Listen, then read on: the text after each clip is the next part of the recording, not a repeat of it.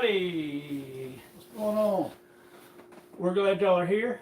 Last week, they were changing out a power pole down the road, and we were without power for about half the day and ended up closing early and not doing the podcast and all that stuff. Or whatever you want to call this.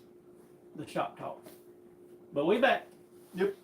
And we can talk about tack. We got questions. I seen one of the questions, or we've talked about it, and it is quite funny.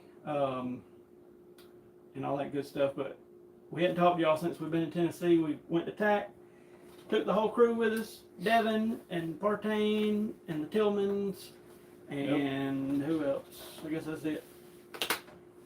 Everybody. Devin and Partain had an ice bath together. Yep. And it got weird from there. But there's some TAC questions in these questions, but if you were to have more of them, just send them in however, and we'll get to them next time around. Yep. Let's see. Let me get I think the first couple were TAC questions. Yeah, let's see here. Beanie gets in and says, I want to do a TAC. Give me all the info. Oh, Lord. Basically, in a nutshell, you got to get on there and register. It's a pain in the butt. But if you really want to go, you'll sit there for 2 hours like TJ did and get through. And then it's a lot of walking and a lot of shooting long distance. Who's that? Bruce, what's up? And it's fun. But the hardest part was probably the registration because their website is unreliable. But as far as the event, it's just mostly long, tricky shots in the hills and it just depends on which one you go to. I still got to make my main video. I hadn't touched it yet, but I put a little cell phone video up, I think, and Devin did. You can see it's kind of hilly around here, or in the Tennessee one. Yeah, it just depends on which one. Definitely want to wear some hiking boots. Don't want to wear like tennis shoes or Crocs. What's up, Doug?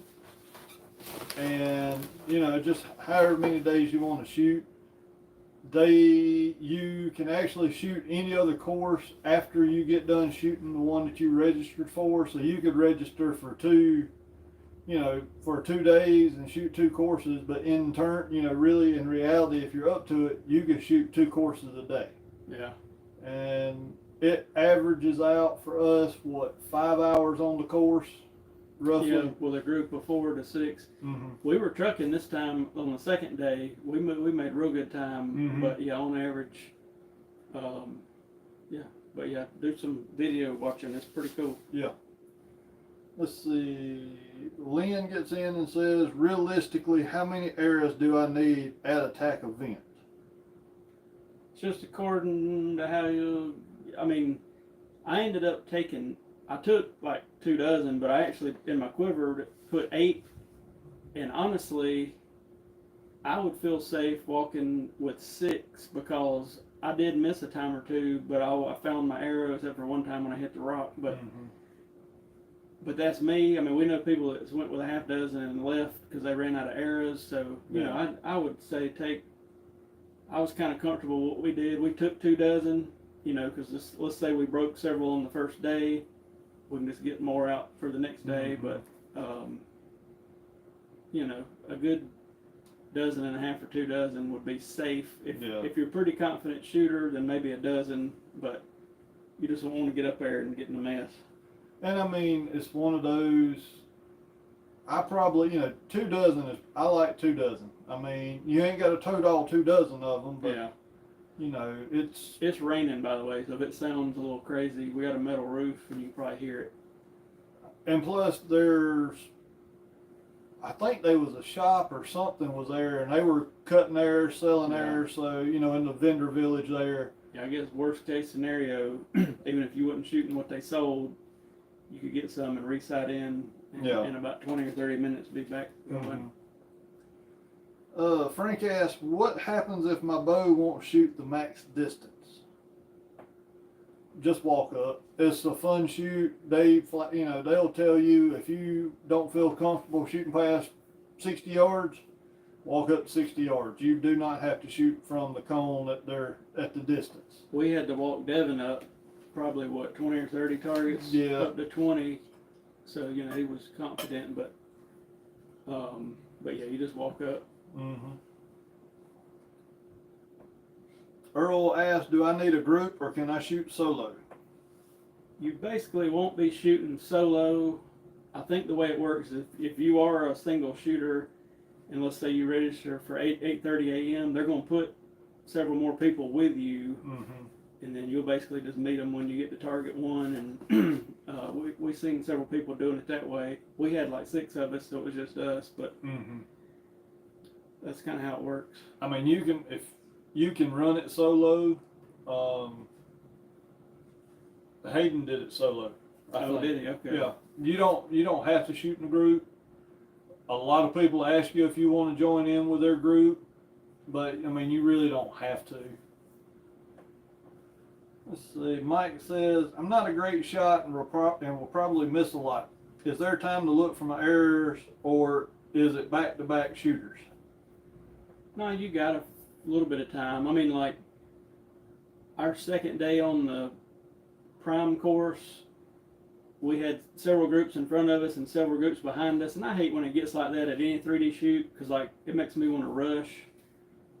You know, you might not want to spend 5 or 10 minutes looking for an arrow if you got 2 or 3 groups backed up behind you, but I mean, you got a minute to go down there and look. So, like in Tennessee, most of the targets are on the black rifle and prime are pretty much, they're either set up with like rocks behind them, or some of them's got a hill.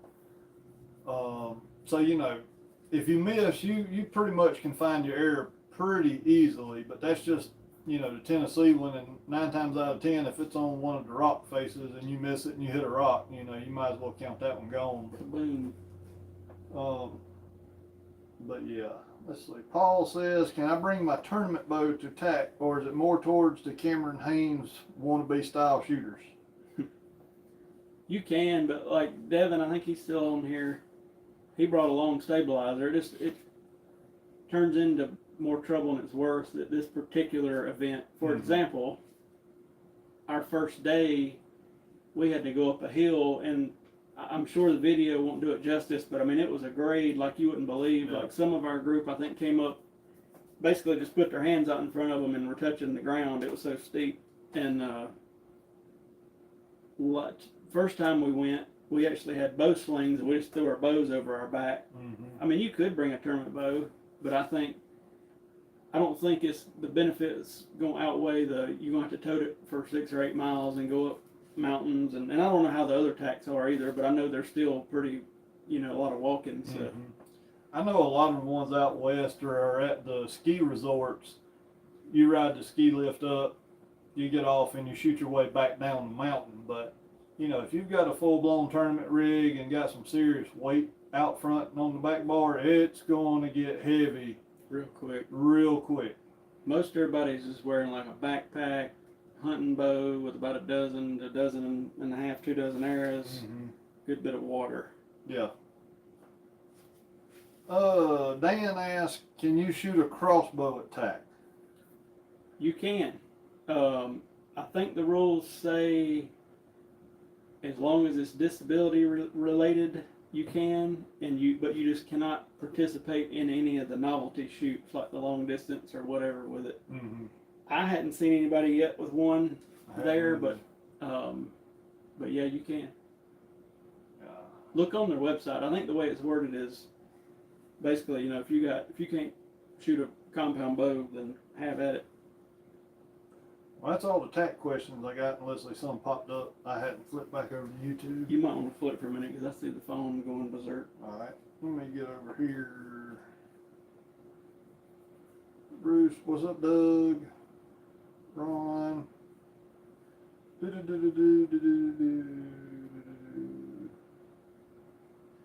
Anthony C says I run slightly longer bars at TAC, usually 15 on the front, 12 sidebar. Yeah, I'm running 12 and 8 myself on my hunting bow, but normally that's what you see is around that 10, 8, 12, maybe a 15. I run the 15 last year out front, and I didn't have any problems running those. Yeah. Let's see, let me get back to my questions. Manny gets in and says, I see you boys shoot feathers. Any particular reason? I just feel like they steer the arrow better. Go to the True Flight Arrow website. There's a ton of research on there about the differences in vanes and feathers. Most people, I feel like, don't shoot them because they tear up easier, obviously, and if you gonna shoot in the rain, you got to treat them and all that. But I've always felt like there was a good bit of benefit. You can look at the research. I don't remember it all, but like, it shows something to the effect of a 2-inch feather's got the same drag as like a 5-inch vane or all this stuff. But you get on there and look. That's I can't remember. I don't want to give you exact numbers because I don't remember. It's been so long. But I've always liked feathers and feel like they steer the arrow a little better personally. I mean, a lot of people don't shoot them because they are a little bit noisier downrange. Yeah. Vanes are definitely quieter. I don't know. I've shot vanes. I just like feathers. Just kind of a personal preference thing. Scott says, I get tired of my inserts grabbing on my bag target. Is there a remedy for this? Not really, as long as it's not your field tip, but most arrows now have the flared insert that's supposedly protecting the arrow. And no, there's really not, unless you get a glue-in tip, there's not a good remedy, so yeah, it just sucks. Bag targets used to be the thing, and now I hate shooting them too, because it's like you got to fight with it to get it out on almost every arrow. Like the Easton Axis arrows, or since it's got that hidden insert, and if you shoot like a 9/32 tip or whatever, it's flush, so it usually won't get caught. But about any standard size has got that flared insert. So. It does. Let's see. Ed says, what's a good kit to have for local hunting, 3D shooting for repairs? I keep a little kit in my bag, usually, or in my stool, that just has your basic, like Allen wrenches, Torx wrenches, a piece of D-loop, some serving, a couple arrow knocks, string wax, maybe some pliers, a lighter, just stuff like that. I mean, you could go as far as like a portable bow press, but just a good little, my little kit's I'd get it, but I think I left it in there. It's a little clear fishing box, basically, but just your basic stuff in case anything that I could potentially fix in the woods, you know what I mean? Like, I'm probably not going to deploy a portable bow press, even though it packs up small in the woods, but I would at the truck, so keep it at the truck, but just your knocks and tips and inserts, that sort of thing, loop, string separator, I'm trying to think of what else. Just a little bit of string serving. If your sight's got any kind of battery in it, maybe a few little watch batteries or whatever.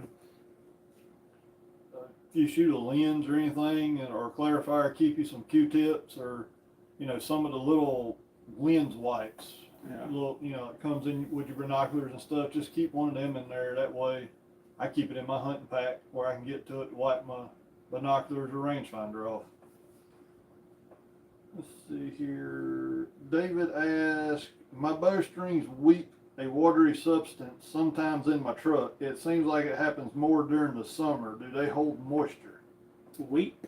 Weep. W-E-E-P. What else is it? I'm gonna bet it's wax. Yeah, you're getting it too hot. We occasionally in the summertime have people bring bows in here that they've left it in their car all day, and them things, the wax will be liquefied, the riser, you can barely touch it, and they think it's normal, but it will mess your limbs up, and I don't know what else, but definitely the limbs, and it'll stretch the strings out like you wouldn't believe. So I wouldn't get it hot. Yeah, that's a big, what was it, we had one of the laser thermometers back here one time, and a guy brought one in. He said, I just come from work, had it in his truck, laid it on the counter. If I remember right, we grabbed it and brought it back here, and I was like, damn it, this is hot. Yeah, and we took that thermometer and hit it, but I can't remember, but it was like 140, or it was hot. It was hot. On the riser, so I don't know. And plus, I mean, the riser, I don't think would do a whole lot with that heat, but them fiberglass that they use in the limbs and stuff, it's 1,000 wonders it didn't that, and you got to wonder about like ball bearings, Yeah. and I don't know how much heat they can take, and definitely the strings, and God knows what else. All right. Is this the doozy? This is the doozy. What's this guy's name? I'm looking. I don't remember. We've been talking about this one today. Yeah. It's a good one. He did not leave his name. Okay. So I guess he wants to remain anonymous. If you're watching, you're about to know who you are, but Yeah. he emailed me. I could look, but I got my phone recording, so. It's kind of a long story to get to the question, but He emailed this to me last week, and I kind of forgot about it until I was looking back at questions, but prepare yourselves. this is going to sound dumb, but here it goes. I dropped my bow out of a boom lift from about 30 feet while practicing. The whole story is I had rented a lift to repaint my house, and I figured it would be cool to shoot from it. Me and my friends had a few beers, and I didn't realize that the rail was as high as it was until I got up there. I was standing on a makeshift box to get above the rail and not to hit my limb or cam and lose my balance. We all know where this is going. I dropped my bow, a Matthews Triax, down onto the concrete, and it blew all to blank. The shop said it needed limbs, cams, strings, roller guard, along with pretty much new accessories because it broke my fast eddy in half and bent my QAD. The good thing is I fell back into the lift and knocked down with my bow. My buddies are still giving me crap. My question is, do you think it's worth fixing or not? I left it at the shop, or I'd send you guys a pic. I can't make this crap up, and my wife is still mad as hell. I'm not going to repeat what he said there, but he said, love watching you boys. Keep on keeping on. P.S. If I buy a new bow, I'd like to pay you boys a visit to look at those prime bows. Are you related to Devin Moore? Sorry, Devin. That's the first thing that come to my mind when I read that. That's a pretty good story. Yeah. Man, I ain't never had nothing. We've had people drop them out of tree stands, but so he's I guess asking, is it worth fixing, having to replace cams, limbs? No, not really. Triax is a good bow, but I mean, shoot, you'd have you'd probably have $500 or better in it by the time you did all that. So probably not. That's pretty. I just wish there was like a video footage of this ordeal. Let's see. But we're glad you okay. Yeah, that's the main thing. I mean, it's good to practice from an elevated position, but maybe not drunk. Yeah. What's up, Chris Burton? Dean said, yeah, another one of those couple of beer incidents. It's more like, hey, y'all watch this probably. Bruce said, did we get a chance to look up DCA Custom Arrows Super Saver vanes? I did. I forgot about them. They look intriguing. I had to send. Did you? He didn't send you the link, did he? He sent me the link. I don't think I sent it to you. I'll send it to TJ. Do we sell black gold sights at the shop?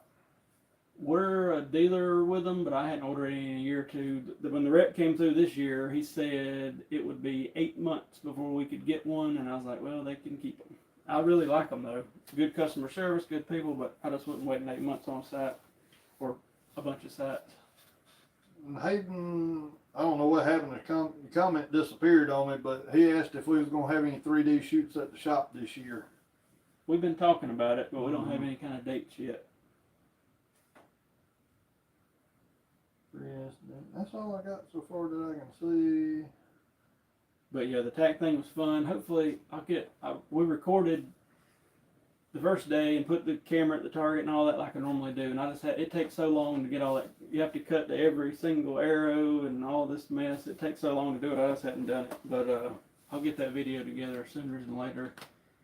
And but Devin, he's probably still on here. He made on the Merit Outdoor channel. He made some videos with his phone, and he's already posted them. And I posted the one with my phone, so you can check them out. But it was an interesting trip.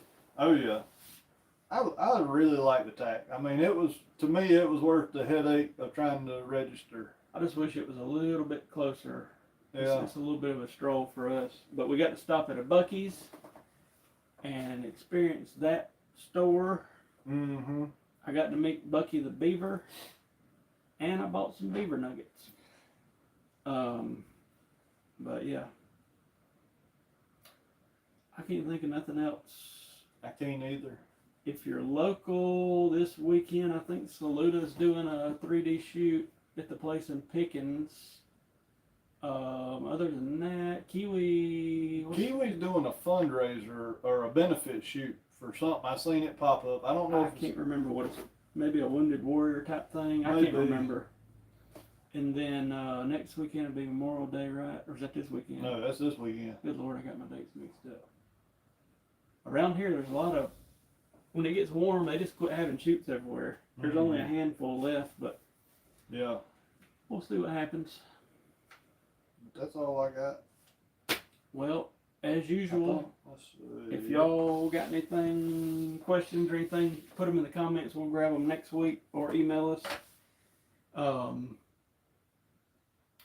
And it seems like something's happened recently we need to tell them about, but I can't think of what it is. I don't either. Bobby, that helps us, he didn't close the door earlier and shot through the damn door to the paper, or it was behind the paper tuner, but he paper tuned through the whole door, complete pass through. Yep. But other than that, it hadn't been too eventful. It's kind of stormy here today. It's been a rainy, sort of gloomy week. But we needed the rain. Yeah. But anyway, if y'all need us, holler at us. Yep. Thanks for watching, and we'll see y'all soon. See ya.